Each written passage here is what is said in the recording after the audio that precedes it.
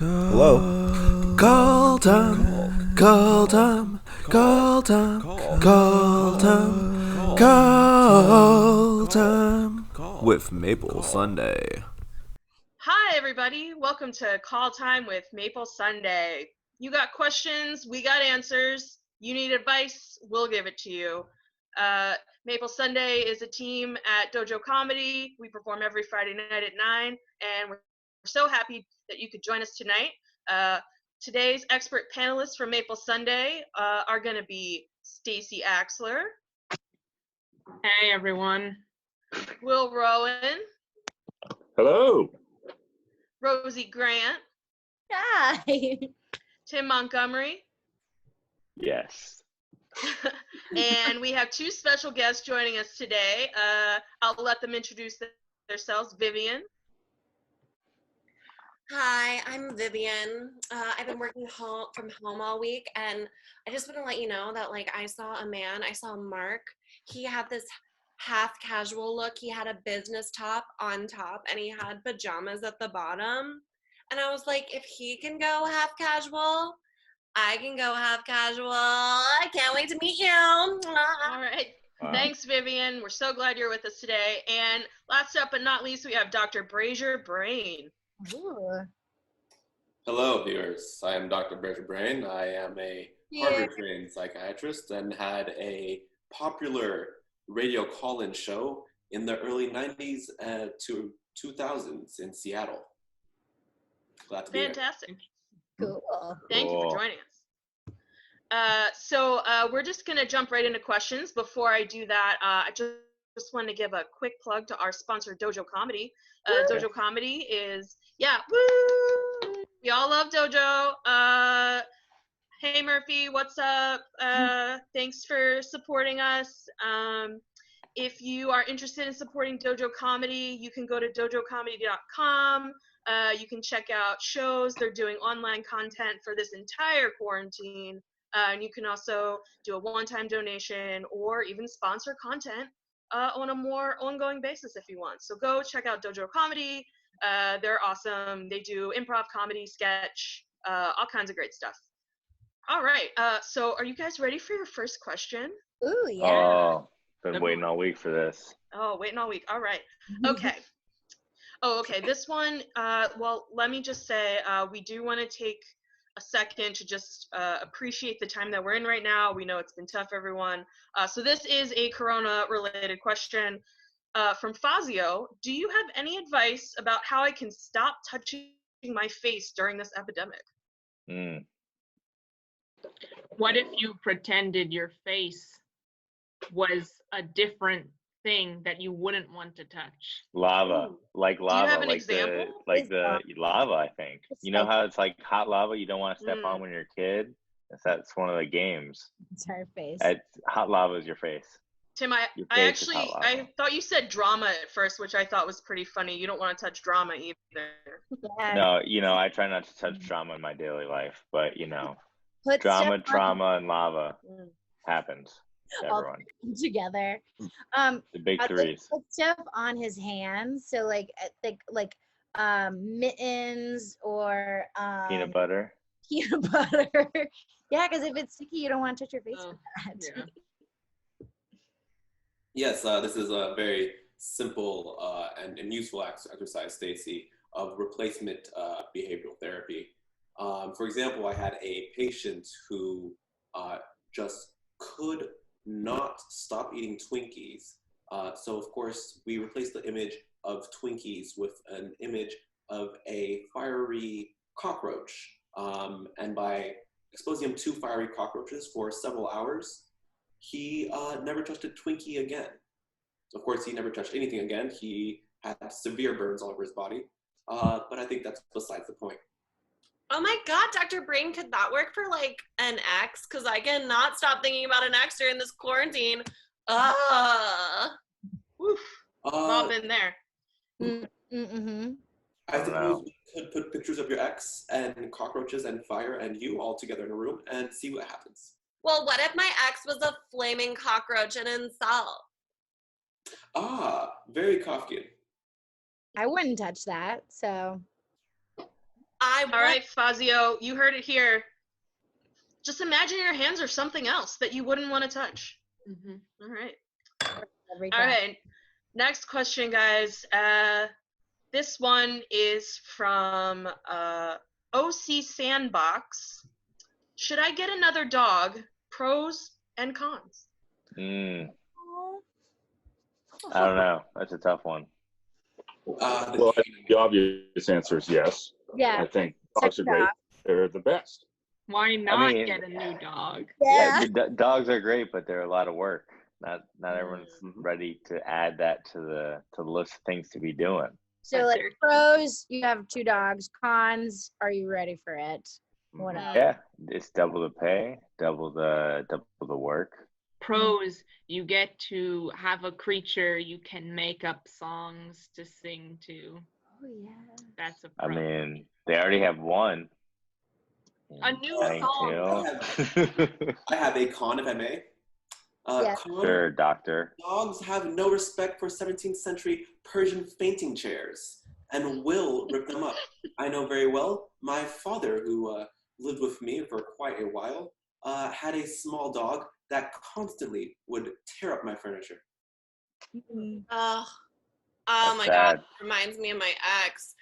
I tried dating 2 dogs at once, and by that I mean just like ew men, and like I just realized that once I committed to one more, like the other one completely like ruined my relationship. So I'm just saying, if you have a good bond with that first dog, that second dog might screw it all up. Oh I don't know though, like whatever. Yeah, you Are all don't. your boyfriend's dogs? Guys, confession.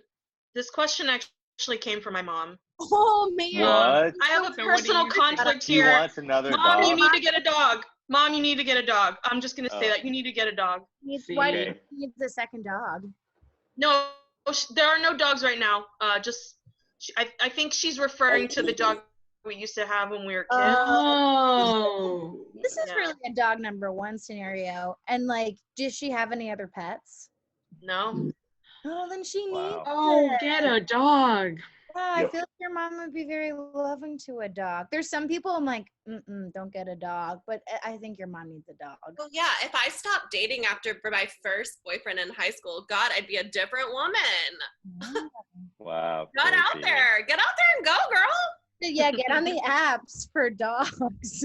The dog apps. All right, Mom, you heard it. Get on the apps for dogs. I'll help you out. I'll help you put your profile together. Aw. We'll swipe right. Aw. All right. This next question is for Will. I'm just curious. Oh wow. Give it to me. Oh. Will, the girl. This question's from Bob. The girl I like wants to date me, but she doesn't want to have sex until marriage. What should I do? Yeah, well. Oh. Interesting question. So this seems like an age-old question and a very old question. But I would say you gotta respect all people involved. But you gotta lock it up, I guess. If that's what you Lock it up. lock it up till marriage. Will, are you suggesting that Bob gets married? Oh no, I'm saying lock it up as in wait till marriage. Oh. Okay. You should put on a chastity belt and Yep. lock it up. Get Exactly. married tomorrow. Lock you don't have that. to wait. Lock it up. Gotcha. That's tough. I don't know. That's a tough choice.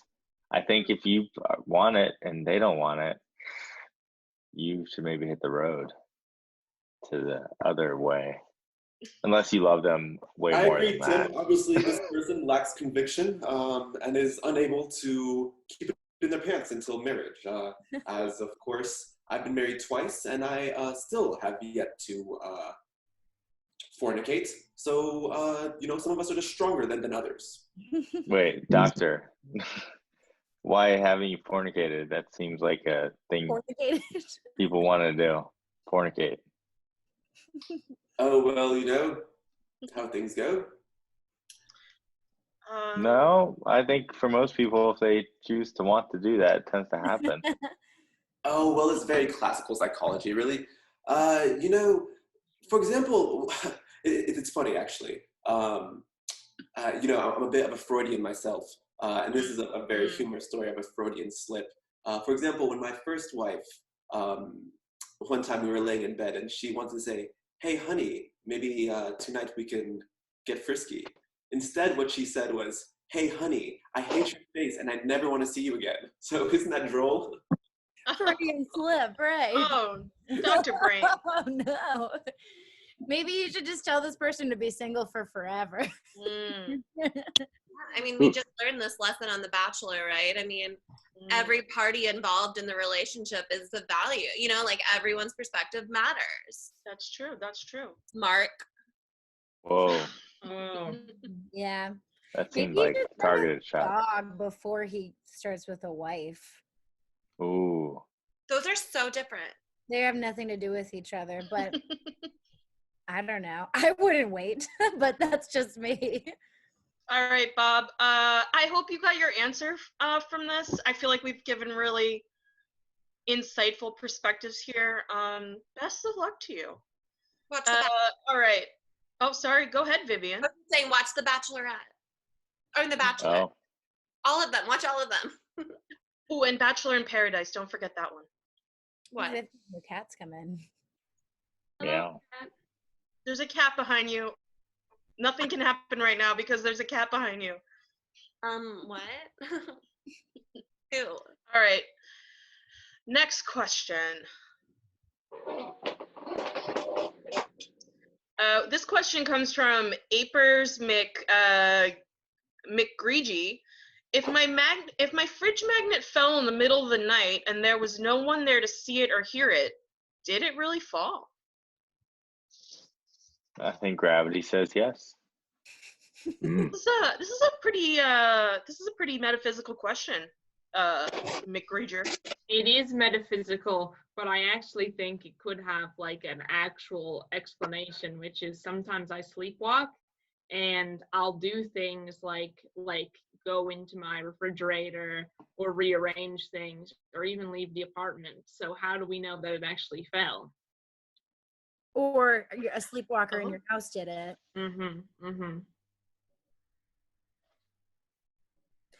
Maybe. What's what is he concerned about? Because I would take a step back and being like, is he worried about the magnet working? Is he worried about something happening while he's not there? Is he worried about ghosts? Like, I feel like I would look at the magnets on the floor being like, what's happening or not happening? I'd be like, who did this? So, I mean, it might be a sleepwalker. It might be one of those weird situations like in Parasite where there's someone living in your house and you don't even know. Spoilers. Well, yes. Actually, that brings up an interesting point, Rosie. Speaking of ghosts, we actually have a question from Yulia, which is, when is the most reasonable time to alert people to noises in the walls, such as scratches? Could be mice, but could it be ghosts? Alert who? Well, Ghostbusters. What? Roommates, lovers, Yeah, friends. like people scratch the wall all the time. It's called making love. Oh. Mm-hmm. I don't know. I don't understand what's bad about that. I mean, I guess if you don't see ever a mouse, it might not be a mouse. It might really just, oh, we have a new person joining us. Oh, it looks like we have a special guest joining us. Do you want to introduce yourself? Hey, I'm Lazarus. Hi, Lazarus. Welcome. How's it going? So we were just asking, when is the most reasonable time to alert people to a potential noise in the wall, such as a scratch? Now, Vivian believes that the scratches that you create when you're making love are beautiful and shouldn't be questioned. Rosie, no? Am I wrong? No, I said duh. Oh, I'm sorry. And Rosie thinks that, it could be ghosts. So what do you think, Lazarus? Scratches in the walls? That means Yeah. it's a prime target for boosting the stuff they have. Stealing the movement. Sorry, who is this? I don't want you to see my face. Wait a minute. Wait a minute. Wait a minute. Wait a minute. To be in the presence of such company. Mark? Did you Yeah. date? God, get him out! Vivian? What are you doing on Out! Get him out! Go! this? Go! What is this? What? I don't, Fuck! Maybe I'm sorry. I'm just boosting shit. Vivian, this is your ex, Mark? Yeah, what the hell? Sorry, I just had to steal some stuff, and I thought this was a chat room for stealing. And Wait, what did you do with Tim? where Tim go? Yeah. who was he? The person that was here? Yes. He wasn't very funny. Oh, oh no. Oh, thank God. Well, this ruffian is making some sense. Wow, Oh. that was exciting. That was exciting. We still don't have an answer. It sounds like more observing needs to happen. If you have Yeah. Philosophical question for the end of times. I don't know that we have time to delve into the entirety of philosophy tonight. Well, that's fair. So Yuli, it sounds like maybe do a little investigative work. Get back to us next week if you anything changes. Just keep us updated. All right. Moving on to the next question. Whoa, Tim! Sorry, Oh, wow. Tim, Wow. you're back. Yeah, I'm back. Thank you. We're Sorry, so weird much hotter than times. Mark. Who's Mark? Did you not notice? You know what? That's okay. That's Well. this is your apartment. All right. This question comes from Emily. Another coronavirus related. How can I make my partner's birthday special during the quarantine? Suck their dick. Oh, Just suck their dick. suck their dick? Yeah. Oh, well, we don't Excellent. know that their partner has a dick. Didn't specify. Oh, that's true. Mhm. Well, suck their- fellatio or cunnilingus. Either way, yeah. use your mouth for their private. Use your mouth. I think that's the best. Yeah. Use yeah, your yeah. mouth? Okay. Will, you agree? It sounds like you're nodding your head. Definitely, Yeah. Experienced both. I also concur. Yes. I'd like to say on my partner's birthday, I like to make them go down on me.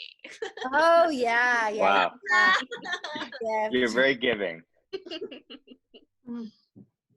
I guess whatever their love language is. Mine's physical touch, so that's what I'm gonna cue for. But That's why you went straight to suck a dick. I got you. even if they don't have one, I'm just like, I'm gonna suck some dick. let me just suck something. Very But affirmative response. if they're a gift, I mean, I feel like sucking something goes into like affirmation, into a act of service, into physical touch. I just think it checks a lot of boxes in my mind. Those are sucking. Well, Will, what do you speaking think? of, oh, go ahead. Oh yeah, Well- sure. So along the lines of or I think 69 is always a fun thing. Yeah. Amen. Yes, algebra is fun. I also concur. Yeah. Dr. Brane, you have experience with this? Sure, all sorts of numbers. Oh, 447, 32. 32. 1247 was actually the dormitory number of my dorm at Harvard. I don't know if I mentioned that. I went there. Just imagining too. Wow, that's actually the first time you've mentioned you've gone to Harvard. Oh. Well, I'll try to do that in the future. All right, guys. Speaking of sex, I Okay. have another question. This one comes from Bagel Ho. Why am I such a Bagel bagel Ho. ho? Wait, Why can is you it- say that? This question comes from Bagel Ho. The question is, why am I such a bagel ho? Bagel ho. This bagel ho. I've seen this bagel ho hoeing around. Oh, you know. Excuse me. What? Hold on. I have to stop this right now. Why are we putting What? labels on enjoying sexuality? I don't understand. Like, you're a bagel. Good one. You're a bagel. If you wanna get It's a around, self-titled bagel hoe. I mean, I know, but you're you a never bagel know hoe. if that might be some internalized, like hatred, like you never know where that came from. No, don't be shameful of that. Like, embrace it. Go. Embrace Maybe your for hoe. quarantine, but You have Embrace a it. hole. Embrace it, and yet the question remains: why are you such a bagel hoe? Fill the hole. Without judging it, there still remains the question of why bagels. Well, should we? And obviously, this leads from a early childhood trauma. Any good Freudian would be able to tell you this, even one trained at Yale. As such, I suggest you explore your early childhood memories around bagels and see if there is something there that brings out this inner hoe within you. That's fair. I actually read on Instagram that sometimes it's like unresolved trauma. You're actually, you can be sexually attracted to familiar behaviors because of unresolved trauma.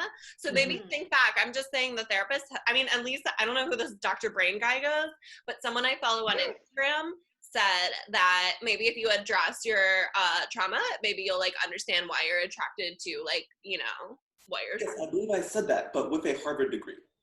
I don't care.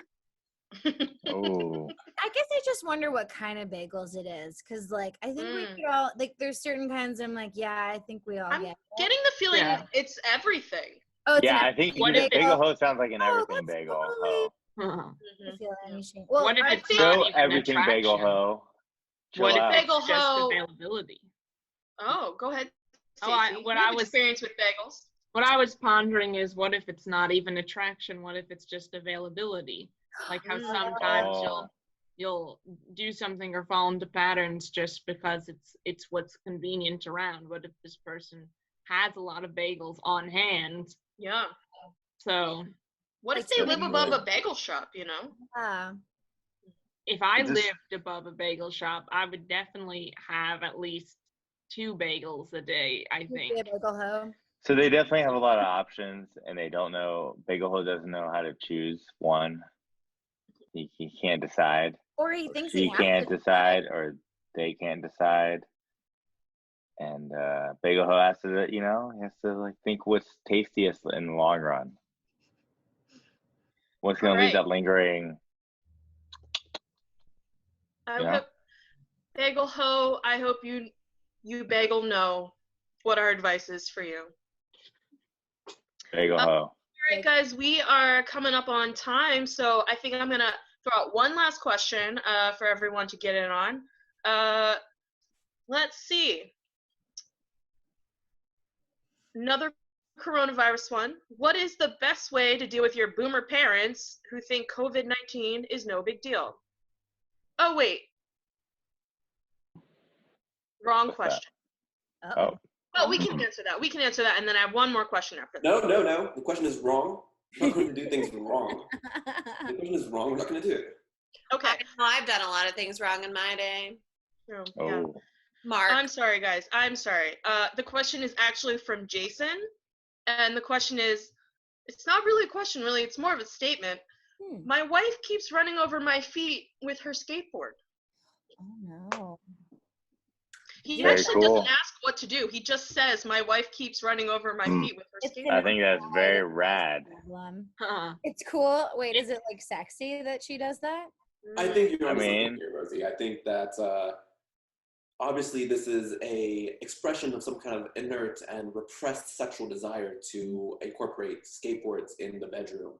Perhaps some type of early childhood trauma with skateboards that leads them to be a sort of, if you wish, skateboard hoe. I don't know, doctor. I think it's kind of hot. Getting run over.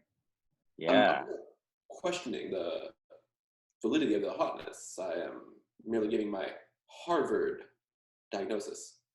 Well, sometimes. I just would like to say that maybe it has nothing to do with hotness at all. Like maybe he's just, or he or she, or it's just in their way, Oh. Like it's like maybe you're just like They're in the acting way out. of your wife, and maybe you should get out and let her fucking shine. Right. Are you like in the middle of like the skate park? Like, what are you doing? I honestly, before you point fingers about anyone else, look at yourself. Look I at think yourself. What are you doing, Mark? What are you doing? I think I understand you, Vivian. You're saying I that don't know, Mark Mark. has had some kind of childhood trauma that forces him to stand in front of people who are on skateboards. What if he just wanted to share that part of his life though? He didn't ask. It seemed like he didn't even ask for advice or anything. I think maybe it was just like a blanket statement of fact. Like this. He just felt like he What? needed to be heard. He needed to be heard. To share. Maybe. I'm kind of jealous. Of what? Like, you know, like just like that connection between two people. I'm single, so I'll probably start there. But there's, you know, like the metaphorical running into, and he has the literal running into. I don't know. I just think like there's like I don't know that. I mean, if he's not like it's a problem or my foot is about to fall off, then I'm like that's kind of cute. Yeah. That's right. All right, guys. I think that's all the questions we have time for today. Any last word from our panelists?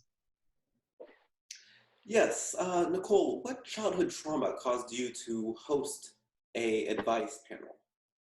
Oh, Dr. Brane, it's been so nice having you on the show today, and we really hope that you can come back again in the future. Really appreciate it. Thanks. I would like to know if anyone thinks this is my good side or this one, you know, because like when I like, you know, when I'm getting dressed up for work tomorrow, I'd like to know which side I should do, you know? Answer correctly. Anyway, bye. Follow me on Insta. I've had a question for Vivian. Is Mark single? Because if you two are totally done, just let me know. Ooh. You like what? What? Wow. Do you like drinking hot soup that No. let your mouth scald so that you no longer can taste anything for the rest of the day? Do you like having like numb tasting like salad at lunch? I don't know. Someone told me Mark is spicy in a good way. I don't understand why you're no. He is scalding hot, bland soup. And if you want to just suck that soup down, you can, but you're never gonna taste anything good in your life. Bye. Don't do it. I have nothing to add. Hard to follow that up, huh, Stacey? Yeah, I suppose. All right. Well, you've all been great, and looking forward to seeing most of you back next week. We are Maple Sunday, and we have our special guests Vivian and Dr. Brane. If you liked what you saw today, thank you so much. Subscribe to our YouTube channel, follow us on Instagram, and also throw a couple dollars for Dojo. All right. Thank you very much, everyone. See you next week. Bye. Thank you. Call time, call time, call time, call time, call time.